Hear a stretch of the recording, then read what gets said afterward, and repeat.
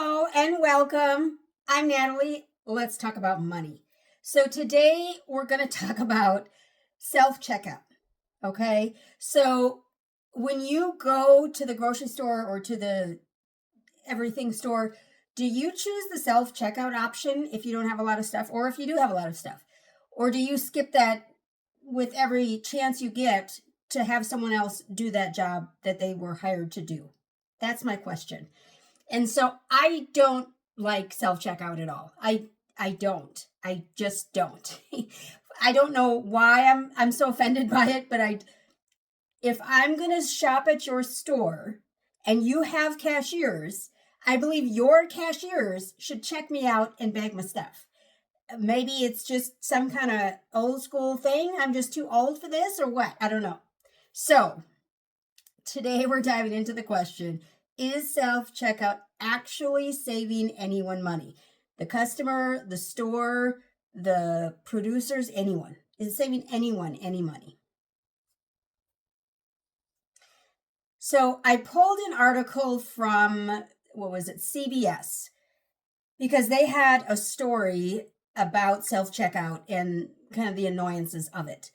And I thought that was interesting because I'm quite annoyed by it. So I went and I found the actual article for the story. The story is from January, so it's not a brand new story. But it was interesting to me because I had gone to, I don't even know what store it was because I don't shop at Walmart. I haven't been to Target. I don't know where I was. But the self-checkout, oh, it was the small, so I have a Brookshire's, which is a grocery store. And they have self-checkout, and then they always have one or two lines open with a real person. And the real person line had, 86 people in it, and the self-checkout didn't. So I went to self-checkout. When I went to self-checkout, I didn't have a lot of stuff, which is why I thought, well, it'd be fine because it's so simple.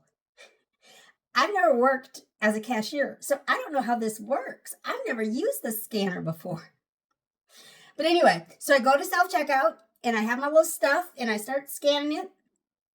And of course, there's a problem. Of course, because the sticker wasn't flat or something. I don't know. The stupid thing wasn't scanning. Now, there's always a person, an employee, who's hovering around the self-checkout area. Well, this person was too busy talking to his friend than to come and help me with my little problem. So I had to actually leave the little checkout area and go walk kind of not around the corner, but kind of near the front and go get him and ask him for help. What are you here for if you're just going to talk to your friends? Help me at self-checkout if you're going to make me do self-checkout. So anyway, he had to void whatever it was and put in some kind of fake code. I don't know what he did, but he made it go through, so it was fine. Just dropping in. Make sure to give the video a big thumbs up. Leave a comment down below. And be sure to subscribe. When you subscribe, hit the bell so you know when the next video comes out. Okay, let's get back to this self-checkout. So in the end, it just annoyed me more than anything. I get annoyed rather quickly, keeping in mind. So that's why I choose to not go through self-checkout, because I know I'm going to be annoyed in the end. I know that that's what's going to happen. So I stay away.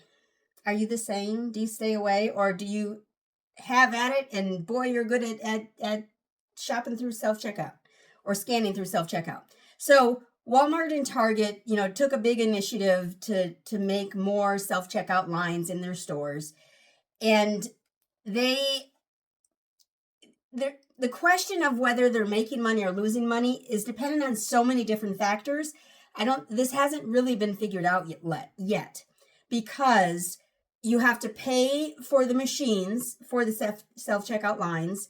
You have to pay for the maintenance of those self-checkout machines. You have to pay for all of the theft that's happening, and we'll get to theft in a minute. We'll pay for all the theft, and then you also have to pay for at least the one person who's supposed to be helping the self-checkout people.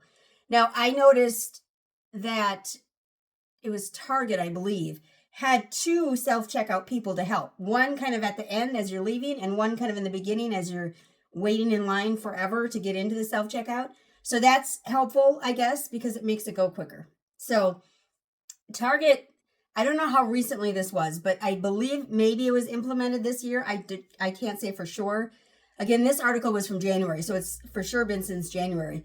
But they implemented the self-checkout area as 10 items or less. And if you have 10 items or less, you can go through the self-checkout. Now, I don't know that all of the self-checkout lines would be 10 items or less. Last time I went to Target, they have, I think, 6 or 8 self-checkout machines. So I can't imagine that all of them are going to be 10 items or less. I just can't imagine that. And I know Target was always big on not having lines in their stores. As soon as there's more than, I think, 2 people waiting, they bring another cashier up to the front. So I don't know how they're getting away from that. That's part of the reason why Target is so loved, because you never have to wait. You just get to shop, unless it's Black Friday. But anyway, so Target has implemented that 10 item or less rule, and that maybe helps because people have less stuff to, to scan and figure out and have problems with. So maybe that helps. Now, despite those changes, people are still waiting for a long time. Why would I wait to go to self-checkout if I can wait the same amount of time to have someone do this work for me? Target doesn't pay me. Why am I doing my own work? It doesn't make sense to me. I understand people want quick, Amazon results for everything. I get that.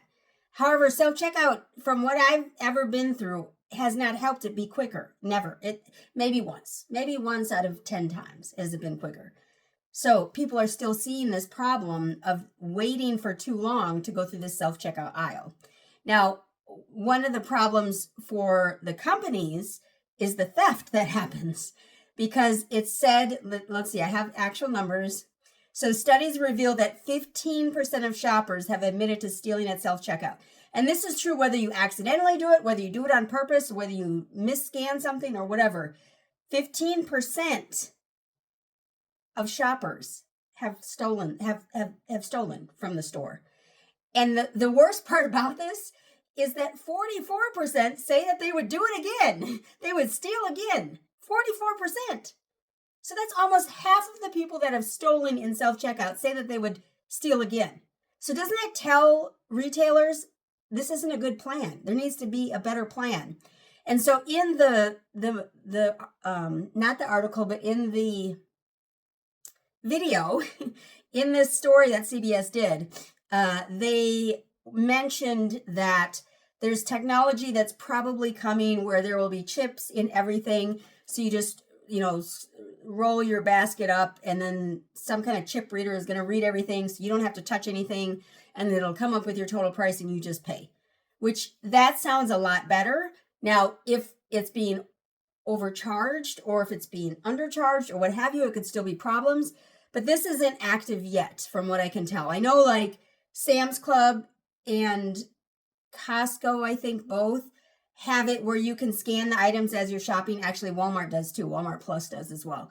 Where you can scan the items as you're shopping, and so that you don't have to wait in line, you can just go through the checkout because you've already paid or whatever on your card or your Costco card or whatever. So that's already in effect. But for everyone else that doesn't have a Plus account or a Costco or Sam's Club or what have you, it's supposed to be coming where you just roll up your basket and everything scans automatically and you're good to go and good to leave.